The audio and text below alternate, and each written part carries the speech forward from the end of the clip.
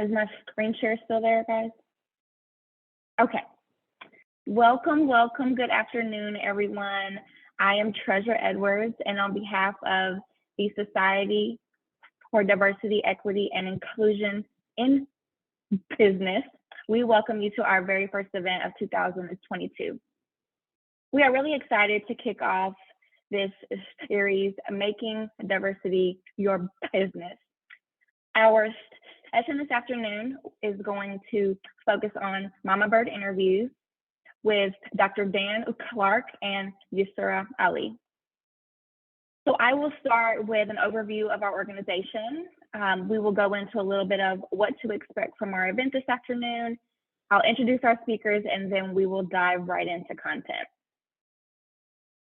So who is SDEIB? We are a student organization at Robinson College at Georgia State University, and our mission is to really form community through education, empowerment, and networking as it relates to DE&I in business. And the overall vision for our organization is to empower future business leaders, all of you on the call right now, to celebrate diversity and engage in equitable and inclusive practices.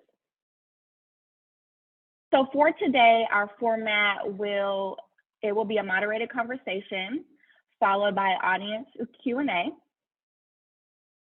And just some of the norms and expectations. Always assume the best intentions. Keep your camera on when possible. We would love to engage with you in that way. Hold questions and comments until the latter portion of our time together, and remain on mute until you're called upon in a Q&A. So with that, I'm going to start introducing our speakers. So first, we have Dr. Dan Clarke, founding member of Mamabird Interviews. Dan founded Mamabird Interviews in 2020 with former students in order to empower and open doors for diverse young women. His mindset is that young women and all people rather from marginalized communities will change the world when they are in power and are changing the systems that have previously harmed them and peers. Dan holds a BS in marketing, has an MBA, BA in history, and an ED in education. He's a business owner, former teacher of middle school and high school for 10 years, and loves travel. He's actually moving to Poland for the next school year to immerse his children in the culture and the language. Welcome, Dan. Next, we have Yusura Ali, interviewer at Mamabird Interviews. She is a student of University of Colorado, Denver, working towards a Bachelor of Arts in Anthropology with a minor in Human Development and Family Relations, as well as pursuing a certificate in Immigration Studies. I told her before the call that is a mouthful. Yusura has a passion for connecting her peers to resources in order to aid them in their careers and their lives. Human rights, education, and equity are some of the core areas in which she helps to make an impact in her career.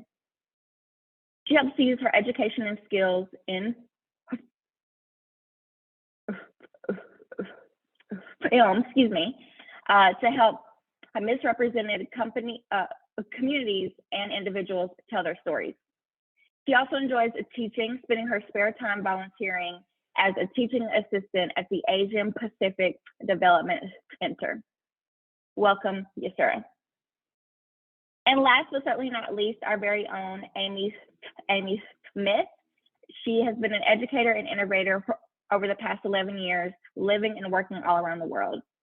She earned 2 masters as it relates to mathematics education and is currently pursuing an MBA here at Robinson College of Business at Georgia State University. In February 2021, Amy founded SDEIB, where she currently acts as director. developing and implementing DEI programs with a lens of business. Amy lives in Decatur, Georgia with her husband and 4 pets, and looks forward to welcoming her first child in April. So with that, welcome to our speakers and our moderator, and I will pass the call over to you, Amy. Thanks so much, Treasure. Sorry, I jumped the gun a little bit with my spotlighting. Didn't mean to cut you off. Wow, what powerful bios. I'm so inspired already, and we haven't even heard from you both directly. So exciting. I really want to dive right into this. We were speaking before, we want this to be a conversation, and I want to hear your story. So my first question, and this goes to both of you, what is your diversity story? So what does diversity mean to you? What's been your journey with it? How has it shaped you? And what's your understanding of it? We know that DEI is intense. It's a lot. There's a lot to unwrap there. So it's important to understand where folks are coming from. So I'd like to turn it over to Dan first. What's your diversity story? My diversity story has really started in the past 10 years. And first of all, I should say thank you for having us. This is such an honor to be here and sharing our story with you all. And for me, it's all about the young people that I've had the honor to teach over the years. And so highlighting their stories is really powerful. So I'll try to be quicker so you can hear more from Yusura, because her story is much better and more powerful than mine. And I want her to be in power in our society. And so that's the way the real change will happen. So I come to this work from teaching in a community called Montbello. That's a suburb of Denver, but a very marginalized community outside of Denver. And just seeing the disconnect between the amazing young people in this community and the resources available to them, but mostly the kind of lack of success they were having after high school. So we had all these amazing students that we were teaching in middle school and high school. They often would get into great universities, but not be successful in those universities and after. And as I've really stayed in touch with my former students, I've seen them not living the lives that they want to live and trying to find different ways to impact that. And so while I was doing that, I also went back to school to get my doctorate in educational equity and becoming aware of my own privilege during that time. I always say that white privilege for me is not knowing what white privilege was for 33 years of my life until I took this class called Power and Privilege with Shelley Zion, and just changed my life. And so I came to this party late, but once I found out about the many, many, many privileges I have and how they perpetuate in our society and how I'm supporting them in our society so often, I needed to do something different. And so trying to find as many ways to get power into the hands of the young people from the communities that I taught in was really important to me. And a big focus for me too is on women. I saw most of our top students were women. I see that women often don't have the confidence that I see in men in our society for different reasons. And so I really saw women leading differently and started getting connected to women that are leading and doing it in such a wonderful way that that's something as a man, I think I can help transition that so that we can have more diversity in our leadership and help get women into power too. And so that's really where I'm at. And it's been life-changing for me, certainly becoming aware of all of these things and actually creating action to try to work to make them better. And it's really kind of become my career. Excellent. I love it. It's a hard journey to go on, right? To recognize that privilege, and it's an everyday struggle. I appreciate your candidness with that journey for you.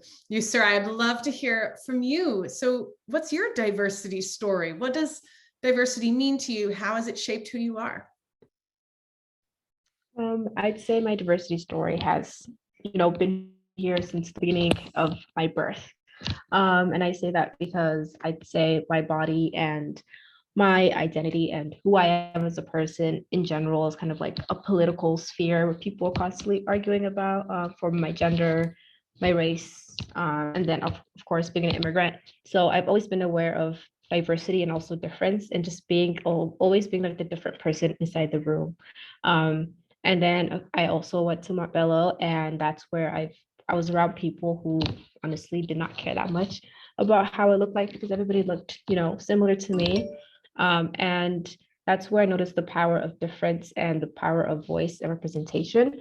And to me, diversity means having every voice at the table, or at least having the option to be at the table and make space for yourself with these different spheres and different talks. And I'm more talking about like politics, but I think everything is so interconnected, from like housing, health, identity. So I think diversity means a lot in every single one of those spaces. So that's where I stand. Is just like my personal identity has helped a lot with that. And yeah, I've noticed the same thing since graduating from high school. I was like, all my peers are like so amazing, but I don't understand why like we aren't, we aren't given these opportunities. I feel like so many other people and so many other students were. And I was fortunate to, have Clarke help me out and help out some of my other peers and be part of Mamabird. And from there, I was able to connect to like all these different people that I did not see or hear about, from everyday life.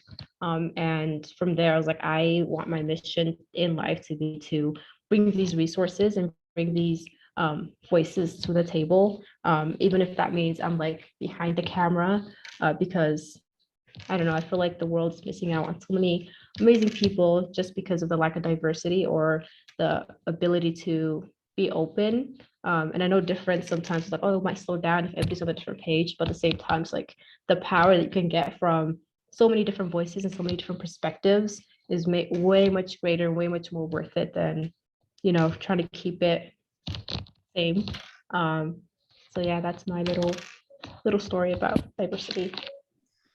I love it. Well, while I understand your role at Mamabird Interviews is behind the camera, we are very happy to have you in front of one today because your statements are so powerful.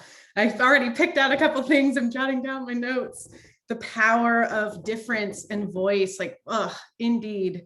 And I love what you said that, you noticed so many people that look like me aren't given the opportunities. And that's what it is.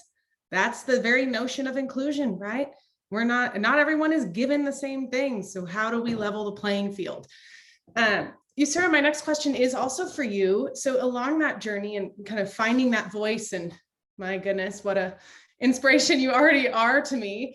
How did you find your way to Mamabird Interviews specifically? I know we heard a little bit about how Dan's kind of recruited some folks, but what's your story to joining that team? Yeah, so I was a senior in high school, which I think that was like 2 years ago, which is crazy to me. And I know Clarke because I knew him since the 8th grade, and he was my film teacher. So I did a lot of film work and actually got really attached to video editing and, being behind the camera and just stories, like creating stories, highlighting stories, creating these videos. And then when he reached out to me, I was like, I want to help.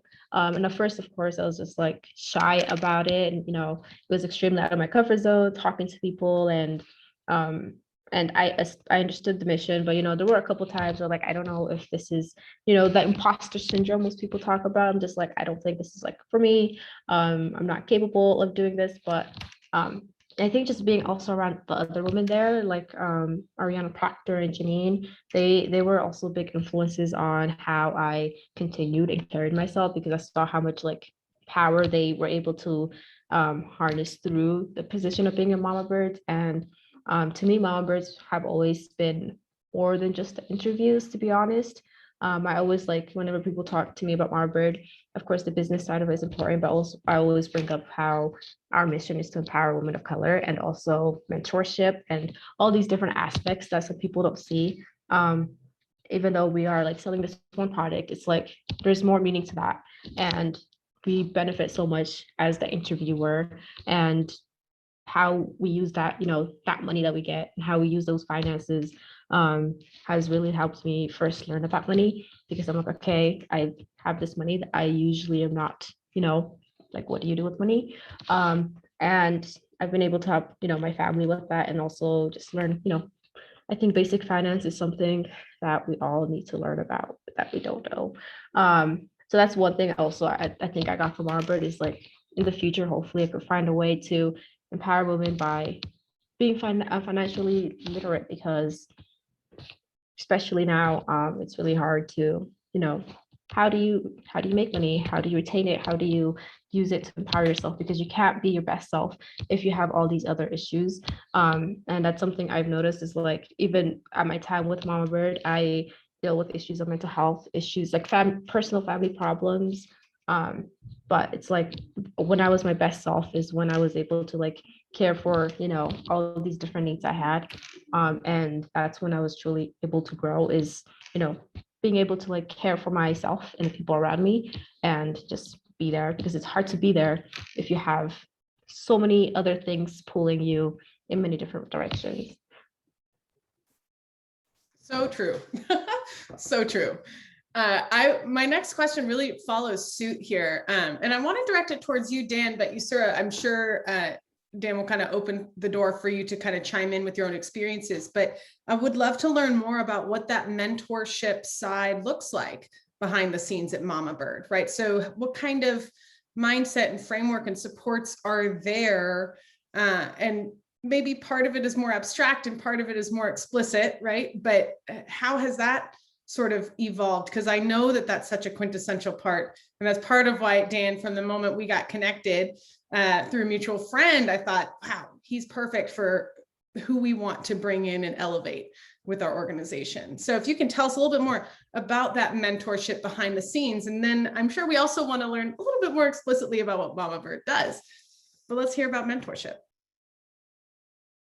Yeah, thank you for highlighting that. And Yusura, you're awesome. And so I want to talk less and hear more from Yusura. That's the way I want to proceed. But with the mentorship, what we figured out right away, and what I figured out right away, which I always say I learn a new privilege every day. And one thing I was unaware of when I came into this work so by working closely with individual students, when you're a teacher, you have so many students and you don't know the individuals that much, which is part of the system and tricky. And then the students I taught from marginalized communities as well really had a huge trust issue with authority and all these different, again, systems that were hurting them and harming them in different ways. And so the relationship was really key to our work. And so like Yusura is talking about, like, I really wanted to bring her into this, but she had multiple times where she didn't want to do it because she was dealing with all of this stuff. But I saw it as such an amazing opportunity. I kept pursuing and talking to her about that. And then what we realized right away was mental health was a number one concern.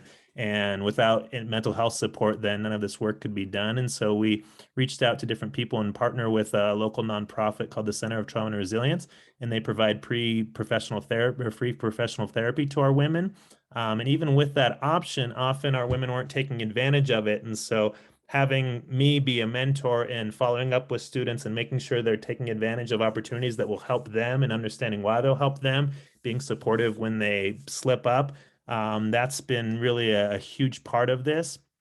And as we kind of grow and scale, one of the things that I'm working on trying to figure out is how do you have this mentorship that can be consistent, because it does take so much work on the mentor's side too, and often people are busy, and then the women that are being mentored are so busy and dealing with so much. There's a big commitment there. And so right now it's been pretty informal of me mentoring our women. I think total we have 6 interviewers currently. And then there's also, we do a lot of different things. So there's probably about 30 or 40 people that have been impacted by our work so far.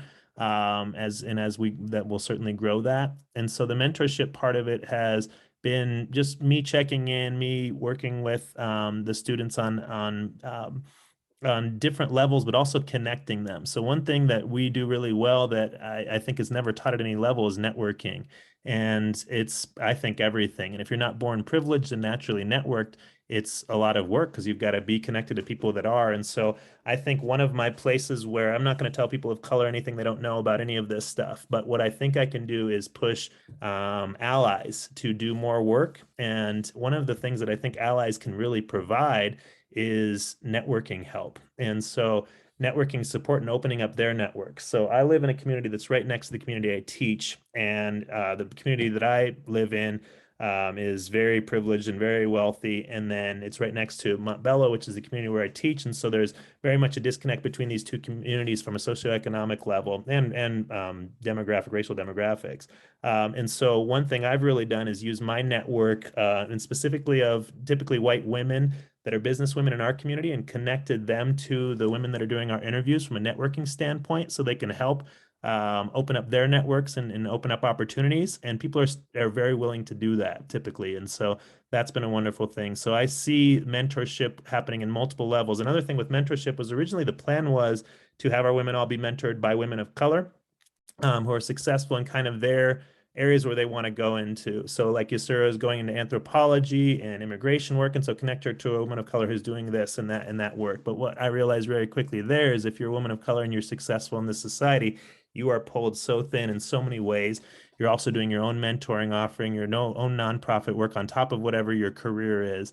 And so I think there's a big opportunity, again, for allies to help fill in some of these roles and then use recording. So you don't have someone that's having to do this weekly or monthly or whatever. You have someone who can do one recording with you, sir, and a conversation that they have can be recorded. And then young women can be driven towards that and shown that so they can see themselves represented in this space. And then work with someone else to be able to get there. And so there was also, we've done mentorship through our women too, and had our younger women mentored by older women in some capacities. But the timing part of it, so you heard Yusura's bio, she's doing about 100 things right now. And so our real goal with Mamabird is to kind of get money and experiences in her pocket in very limited time. So kind of part-time work for that. And so I would say that's where the mentoring comes in. But for me, the biggest game changer is the networking part of this, and I guess the mental health support. So if you can be in a great place mentally, and then you can be connected to opportunities, and then you get to choose your own path. I don't know what Yusura's path's going to be, but I'm very excited to be watching it. But I know she's going to impact people in a positive way, and that's true of every one of our students. And that's one more factor that I think is important about our work is getting at people when they're young and really virtuous and not kind of knocked off of their idyllic states, I think is really important too, because I think that's where real change is made. Whereas once you get comfortable and once you get, materialistic and all these other things that come with maturation, get kind of defeated by all these systems, I feel you can lose that focus and those goals. And so if you can be doing all you want while you're young, while you really want it, then I think you can stay more virtuous on your path too. Indeed. So Yusura, going over to you, I'd love to hear kind of what's your highlight? What's your favorite part about that mentoring program? What's been most impactful for you? And whether you want to share it as a story or kind of bullet points list of the different elements, it's totally up to you. What's really moved you with the mentoring opportunities through Mamabird? Yeah, I'd say what's really moved me is the people I've met through my mentorship. Before I started this before college, so I remember I specifically met with this woman from Howard, and I think she just like changed the way I viewed college and how I entered college, to be honest. Before I was just like, I'm gonna go in and get my degree and like get out, like that was my main goal. But with Mamabird and with her, she showed me the importance of experience. She's like, okay, because I still don't have a specific path or destination I want to be at, but she showed me the importance of a vision. Like it's important to just have a vision, and my vision is to help out youth and people who are not being represented in these really in conversations and spaces that they people are representing them. So that's something I took into consideration, and I joined the student government here at CU Denver, and then also I started the importance of experience. Like, okay, I need to make sure, like, okay, it's important that I'm getting this education, but also once I'm out, how can I be the most successful out of college, not just within college. I thankfully haven't had the biggest trouble with grades, but at the same time it's like life is not just about grades. Your employer is not going to look at your grades every time you try something new. So I'm really glad I met with her because I feel like that really changed how I approached college, and my experiences within college, taking work studies, doing different jobs, volunteering, all these things were really inspired by her and her work. And yeah, that's like one of my favorite things is like how this one individual, she probably doesn't even like realize it, but she changed so much how I viewed college, and yeah, how I just approached it and how I'm spending my time here. Great. There's nothing like a powerful mentor. It can be very shifting. And I think the best part about the best mentors is that they help you find your own way, right? And I think that I'm hearing that in what you're saying from her. It's not just what she told you, but it's the opportunity she opened up for you. It's really, really powerful. My next question goes in a slightly different direction. Once again, I'd love to hear from both of you. And I'd like to hear what your biggest challenge has been throughout your journey with Mamabird, right? So Dan, this could be entrepreneurial or personal. We'll be interested in either side, or perhaps a tick box from each. And Yusura, really just, in your time with Mamabird Interviews, right? Where is your biggest challenge fallen, and kind of how have you handled that? I'd say my, sorry. I was gonna say my biggest challenge is connecting and talking with people. I came again from Montbello, and everybody knew everyone, so I knew all the students there. So I wasn't like uncomfortable. It was easy for me to participate in class. But then being put in this like new environment, I was very anxious to graduate because I was like, I don't know. I knew I was going to go to college. I knew what college I was going to. I knew what I was going to major in, but at the same time, still like this, like being lost. And with Mamabird, it took a lot of me because it involved talking to a lot of people. And as Clarke mentioned, networking is very important. Even now, I'm like very aware of networking and the importance of networking. But that was the biggest challenge for me, is just like talking to all these different people. And then also being aware that just because someone looks like me, it doesn't mean we have the same like belief systems, and it doesn't mean that like we're on the same page with things. Because with a mentor, like you find someone who does look like you, but you also notice, hey, we still have differences. And it's about navigating those differences. That's, I think, really helped me a lot with like also being in college and working with a different types of students with different types, of statuses. So yeah, has been like the biggest challenge, just navigating, even when you do recognize the importance of difference, it's also like, okay, how can I myself be a person who can work with difference and, be open-minded. So yeah, that's the biggest challenge, just, connecting with people. And yeah. Great. Well, I'd say you've probably come a pretty long way in that journey, because you seem to be connecting with us just fine. But yes, very powerful. And Dan, how about you? First of all, I'd just like to acknowledge you, sir. I'm beaming with pride right now, because so true. You're professional and polished and putting your voice in the room passionately, and it just makes me so proud. So good work again. And again, I cannot wait to see where you go with all of this when you keep doing this for years. My biggest struggle has been patience. So and it's interesting because one of my things that I'll tell our women all the time is, when you're giving advice, give the same advice you'd give to someone else to yourself. And I would certainly give our women the advice that the universe is going to work out the way it's going to work out, and be patient. And overnight success takes 10 years. And for me, we've been doing this work for 2 years, and it's been so good on every level. So I say that it's a win-win-win, I say, because we're doing this amazing service for our clients. So first of all, with what we do is Mamabird Interviews, is we conduct Zoom interviews of people. And it started out as an idea my father had many years ago, where he interviewed my grandfather, who was dying of cancer, and just about his life and stories from his life. And so we have this document, this recording of my grandfather, that my children, who are now 5 and 7, will be able to watch one day and get to know my grandfather. And I can look back and watch, and it's just invaluable.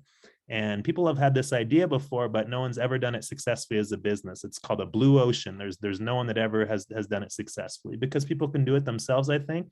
Also, people are pretty wary of the mortality side of it, that they're being recorded for kind of posterity, and that intimidates them in a lot of ways.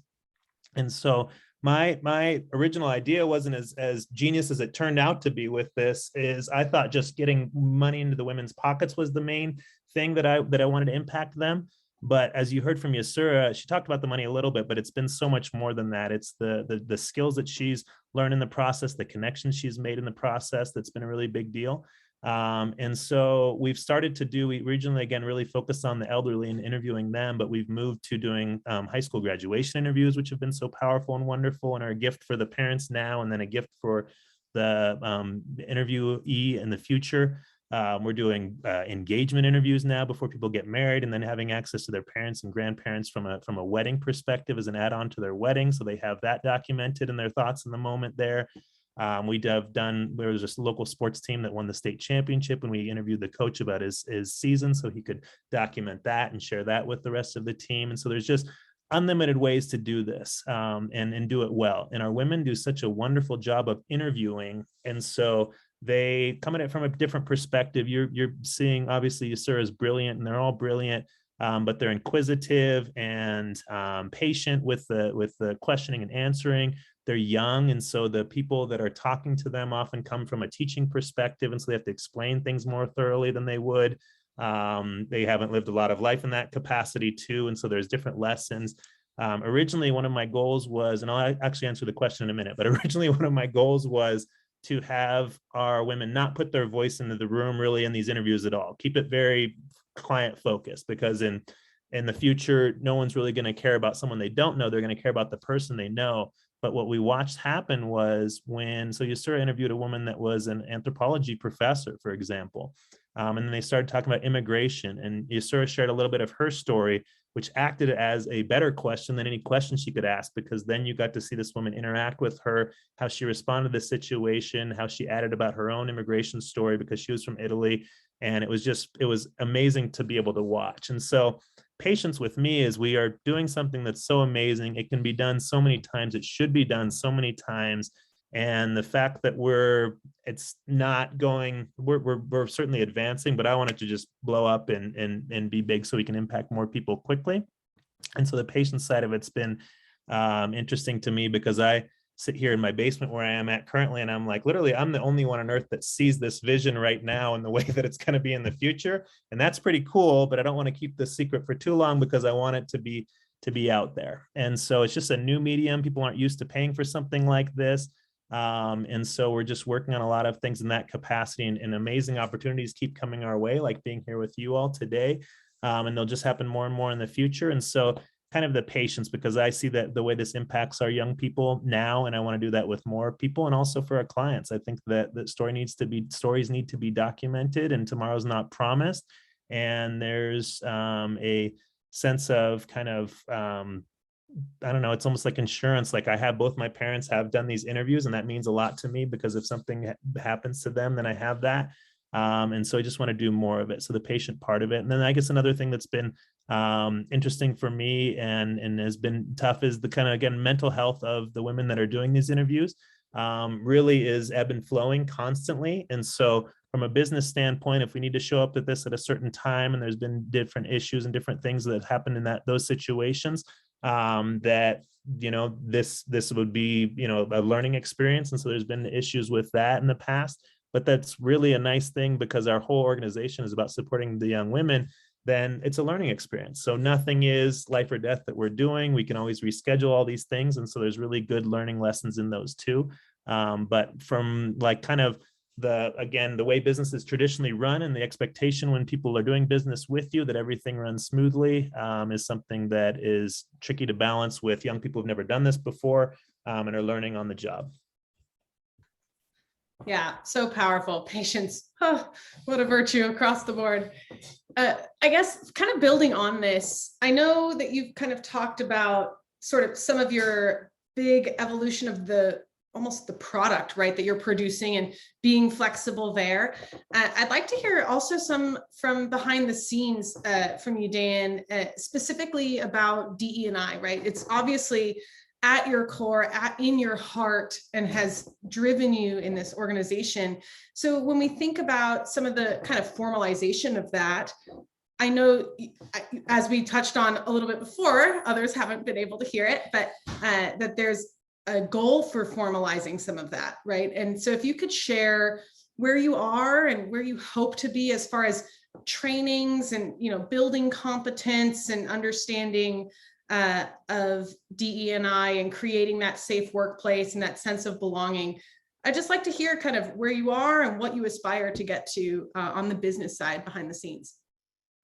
Yeah, great question, and a question that's good for me to reflect on. If I had a magic wand and I could wave it and have everything go the way that it will go, I think eventually Mamabird Interviews will be run by a woman of color. And so growing that, being able to pay appropriately for the person that could scale this business and do this work formally is something I'm working on currently, is really formalizing a business plan for the future and how to build to that level.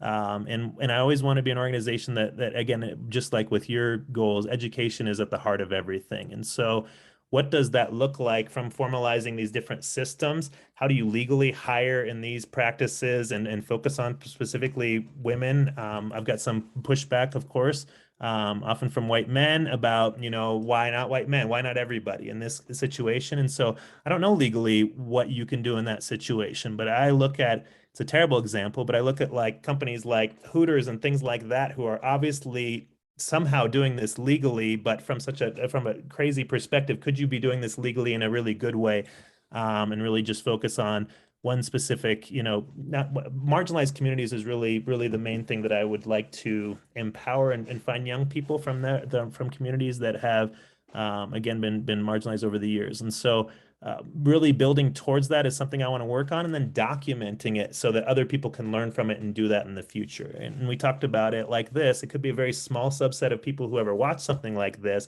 but if it's really important to somebody and they're finding value in it, that one person then can make a huge impact in the future with the work that they do. And so figuring out that we are still an LLC, so we are for business. We don't make any profit, but and I'm not getting paid. I put a lot of my own money into this, and I'm not getting paid for it currently.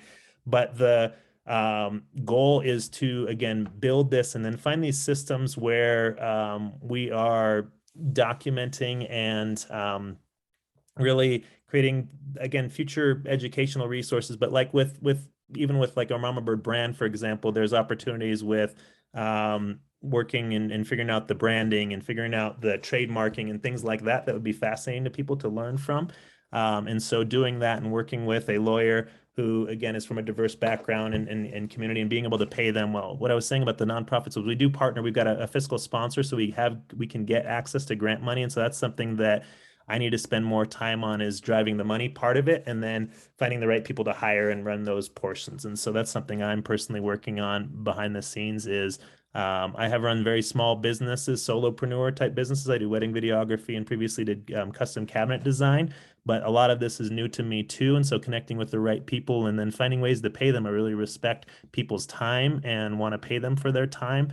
And so finding the money to be able to do things the right way can be tricky when I want to move forward so quickly, but that's kind of where I'm at with that. Oof, that last statement hits home. That is relatable to my board and myself right now. And we're navigating the financial side and, wanting to value people's time and just playing that game. My last moderated question is for you, Yusura. And I would love to hear, before we open it up to the audience for Q&A, which Treasure will take over for, what is your proudest moment that you have had with Mamabird Interviews? Proudest, most meaningful? There's many of those. I'd say my proudest moment is, I'd say during, I think was it my recent interview with this young lady who graduated high school, and that was being able to talk to her and just kind of like relate to her. And then I was at that moment, I saw the vision like all over again. And I saw her like looking back on this video and then her graduating college and then seeing this. So it made me like so proud to just even be on the team and just be there with that individual. And it was like, I think it was like, I don't know, my awakening or something, but it was like a very transitional, like, wow, I see, I saw it before, but at that moment I was like, I see it all. And I think maybe because I see myself as a high school like senior, and how much powerful would have been if I saw a video of myself being recorded, and all this advice. So yeah, it was like, I don't know, I was really proud that I was there and that was consistent, and that I'm still here.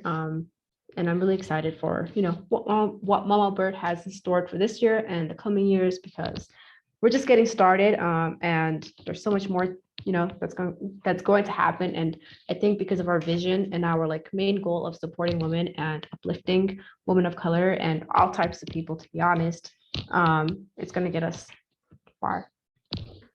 I'd like to add to that quickly too. One of the, I'll use Bob Ross term, happy accidents that happen with these graduating senior interviews was, now you have a young woman who, again, is from this privileged community where I live in, looking up to Yusura, who's interviewing her, and learning from Yusura, who's in college. And I think that is so powerful. And if we can find a way, again, to have this young person. Well, one of the things that I've also noticed too about these young people from privileged communities are the young people, even the privileged young people, like my kids, for example, are so much more aware of DEI work and all of this stuff from day one now. And so there's a huge opportunity to really get them working and doing the work. And so I think little connections like this with Yusura and them not even knowing about her, them seeing what she goes through and learning from her is so powerful. And then as an educator in high school too, again, there's business lessons that I think can be taught through this work. And as we do this work and grow, them in hiring women of color to be teaching these lessons, and then both young people from communities like Montbello seeing themselves in the women that they're learning from, and then also even privileged communities seeing and looking up to these women from a business perspective, I think could be really powerful too. So I think that's a really neat thing about the work we're doing as well that I never predicted or thought about before until we did these interviews, and it was just beautiful. Absolutely. It's so, so powerful. Y'all, I'm feeling super inspired and I could keep going, but I want to share the space because I'm sure that other people have some questions lined up. So with that, Treasure, I will pass it back to you. Thank you so much, Dan and Yusura. I can't wait to hear what you have to say for our audience. Thanks so much, Amy. And I'll just say, wow, as well. I took a bunch of notes. Yusura, I actually work at a wealth management company that we have several kind of pieces for young people entering the workforce, entering college about money. So I'm going to send you that because I made a note. It's just like a little booklet that has a number of chapters on, okay, now I'm going into college. Now what? Now I'm buying a house. Now I'm, kind of doing all the things. So I'm definitely going to send that to you. All righty, team. So for our audience, I'm going to share just quickly. Am I sharing the right screen? Is this the right screen? Okay, sorry. It looks different on my side. Apologies. All righty. If you want to ask a question, feel free to use the raise your hand feature, or you can just type it in the chat. I will kick it off as we have that roster there. And I just wanted to ask, and I'm sure this has been answered at another time, but where did the name, come from, Mamabird Interviews? That's a good question. I was trying to find something that would be catchy, and I was also trying to find something that originally kind of the name, again, with my wedding videography business, I was starting to hire former students of mine and trying to create more of a brand that was outside of my own name, something that was bigger than myself. And so I forget the true impetus, that there's not a great story behind it. I think I saw something that had ladybug or something like that, ladybird. And then I just thought about the name Mamabird. It just kept coming back to me and kept coming back to me. And the interesting part of that, though, is as I thought about the name, I always tell our students, think of everything from a marketing perspective and use like if you're going to do good in the world, whatever you can do to market yourself, do it so that you can open all those doors for yourself. And I thought that a company named Mamabird ran by a man is juxtaposition there too. And so that'll open some doors or at least create conversation. But then as I really reflect and looked on it, it's so much bigger than that, because the symbolism between mother birds, really protecting and then pushing out of the nest and kind of getting young people or their kids to fly on their own, I think is really powerful. The power of women is just amazing. My own mother is a huge inspiration for me and is the strongest woman I know. And so kind of attributing to her in that capacity. And then the interviews part of it just is something that, again, explains where we are. We started out as Mamabird Media, and we've done different Mamabird mentors. It works well with a lot of different endings on it. And so it's something that I think is just memorable, powerful, and there's so much symbolism behind it when you really dig deeper. I love it. All right, let's see. I don't see any hands raised. We do have a couple of things in the chat. Let's see. So this is for Yusura. You interview all types of people. What strategies do you implement to relate to people who are often different from you and have lived different lives and have different experiences? I first go into every interview, with the fact that, I'm talking to a human being. So even if there are differences, there will always be some little thing that I can, connect with that person with. And I think that's the power of the interviews is like the more connection you have with the person, like the better, the more comfortable they will like be able to like share with with you. And it like becomes kind of conversational. Like they tell you like all these life stories and memories and these like very valuable, like vulnerable things about themselves. So my thing is, even it doesn't have to be something big. It doesn't have to like be a big part of identity. It could be something small. If you're talking to a high schooler, you've been in high school before, or if you're talking to someone who's older, you can ask them like, hey, what kind of advice would you give someone like me? Like, what would you tell someone like me? And then you can also connect to that. So just finding like these small little pieces is like, we're all human. So I think there's some general human experience things that we have, even like, what's your favorite food? So small things like that's just kind of, make things more, open and loose, and people more comfortable to share. I think I'm gonna have you interview me. All right, let me see. Who else? Okay, we have something else from the chat. So this is for you, Dan. DEI work can be uncomfortable, especially for folks who may not identify with a marginalized, or just lack of expertise. What advice would you give to empower folks of all identities as we work to improve DEI sensitivities? This is something that I have, I'm constantly learning. And so one thing that I think is really important is knowing that there's so much you do not know, and really listening to people of color on it, and never stop moving forward. I think being aware of your own privileges has been, for me, the emotional state of this is something I've never dealt with before because I've lived such a charmed and privileged life. And so we've got one woman that we're connected to, who was getting evicted in Phoenix. And it was really weighing on me emotionally because I'm trying to help her out. There's these, the fail safes are not working. Housing especially is really a difficult situation. And so I was really reflecting on the emotional part that I'm feeling, and I'm with my family eating dinner, but I'm stressed out about this. My mind's not there. And then I was thinking, what a privilege it is that I'm not even going through this situation myself. I'm just worried about it. And that's something I've never been exposed to.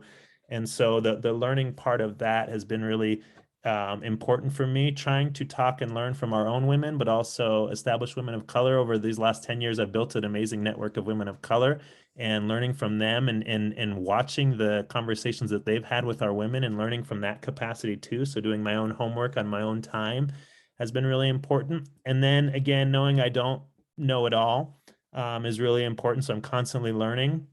One of the advice that I've heard that I'm back and forth on, but is don't let perfect be the enemy of good too. So that's something that I really try to focus on too. Is it's so obvious to me that getting these young women in power is a good thing, that we need to do what we can to get to that point. And so one of the things that I heard, feedback I heard, which I'm still reflecting on, is with trying to really connect, again, our women to allies, and specifically white women, that could do our women harm when they're interacting. And so trying to figure out fail safes and things for that. And so I think that the mentorship from the networking component and focusing on that helps to guard against that and kind of, I don't know, whitewashing different things or whatever it would be that the women would be interacting with. And then Zoom makes it easy too, because all these experiences can be recorded.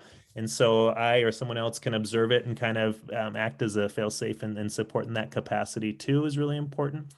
But I think just wherever you're at, be conscious of where you're at in your journey with DEI and push it forward and actively engage to try to learn more.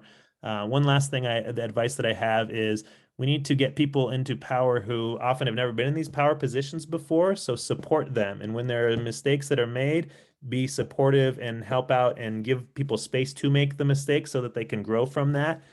Because I've learned quickly that if I make a mistake, it's never going to be all white men that are judged for my mistake personally, which is a very easy place to be in. But let's say if Yusura is in a position and she's judged for being a Black Muslim woman, all these things that, again, she didn't choose to be, she needs to be supported by allies like myself, and really so that she can make those mistakes, which are literally the best way to grow. So one of the things we did early on, which was wild to me, was I had our women, I had some fights with one of my family members on privilege, and I wanted our women to kind of describe their version of privilege to people who don't know about it, because I've been doing this working in the education system. I've been a lot of trainings and all of this stuff, and actively doing the work because I was in my school. But a lot of people aren't there yet, or they don't know about any of this stuff, or they're finding it out and can feel often very attacked. And so learning from young people, I think, is less intimidating too, and people are more willing to learn from them. And so that's something where we recorded this kind of video so people could watch that if they're interested. And our women started out with the first thing they said, Yusura was included, that was, we're so privileged for being in America right now. Like, look at us. We have many privileges too. And so finding those commonalities, the interviews are so intersectional, which is wonderful in so many ways too. So even our interviews with elders, they're often learning from someone that they don't regularly interact with. And so that's a neat part of it too. And so this was a long-winded answer for just wherever you're at, be conscious of that and move forward, and then try to learn from people who are experiencing this, ask them questions, don't judge, and then back them up and support them when they need it. Absolutely. I mean, I think a big thing that you touched on a number of times is allyship, and that's the only way I think we're going to be able to scale a lot of this work, because it can't just be us talking to us, right? So I love that. I think we'll take one more. I've got one in the chat here. Yusura, this is for you. So what do you want young women growing up in similar environments as you to know about your experience? And what's something that you've learned through Mamabird that you could give them in order to, make them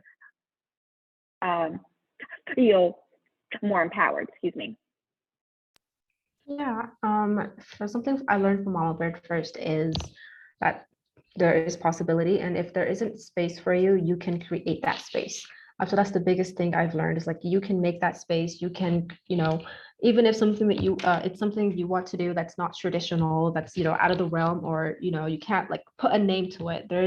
You have the ability to create it and make it. And something about my experience, of course, I didn't share my whole story, and maybe one day I'll share my whole story, but something about my experience that I want other women to know, it's that I know sometimes some people look at me, they're like, well, you always had good grades, you always like knew the right people, do the right things, and I don't think that's true. And it's just because I also recognize my privilege, of course, of how I've been here and I got here. And I don't want to say like, oh, everybody can make it, because I'm still very aware of the systems that are placed against us.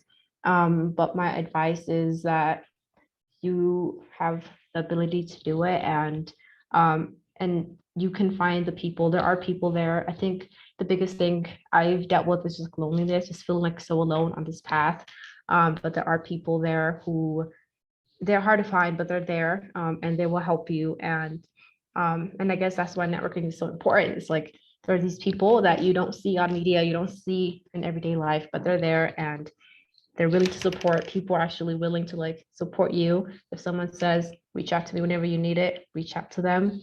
And I know it's very scary. I've had many people now look back and I'm like, I wish I actually reached out to that person. But yeah, reach out, and be patient. It's very hard. I'm not going to lie. It's very difficult. And it's probably always going to be difficult, but community is very important. That's my big thing. Like, find your people, and they'll be there to support you, even when things get bad. And things have been bad for me the past, my whole life. But just finding the people that are willing to support and listen to you, I think that's key. Thank you, guys. Oh, Amy? Sorry, I was just going to say, before Treasure closes it up, I just have to say, yeah, I got goosebumps when you said that, Yusura. If there isn't space for you, you can create it. That is definitely going in our highlights. Because how powerful is that? How powerful are you? Wow. So inspiring. Anyways, I'm going to get all emotional over here. That was spectacular. Treasure, back to you. Thank you so much. So I will just, as we have our last couple of minutes, for those of you who have not connected with us, here are all of our networks, right? Feel free to hold your phone up to the computer, scan that QR code. we'll also be sending out an email that'll have this information in it as well. So we welcome you to join us, network, right? We've talked a lot about networking on this event this afternoon, and it's a big part of everyone. So join us there. And then lastly, wanted to kind of also put this out there, our next installment of Making Diversity Your Business with Dr. Norwood, who actually is on the call with us this afternoon. So we are looking forward to speaking to her about diversity as it relates to healthcare on our next event, which is March the 2nd at noon as well. So with that, we will wrap up 1 minute shy of 1 p.m. Thank you again so much, everybody who joined us this afternoon. Thank you, Mamabird Interviews, and we look forward to seeing more of what you all offer. Have a wonderful day, everyone. Bye. Thank you.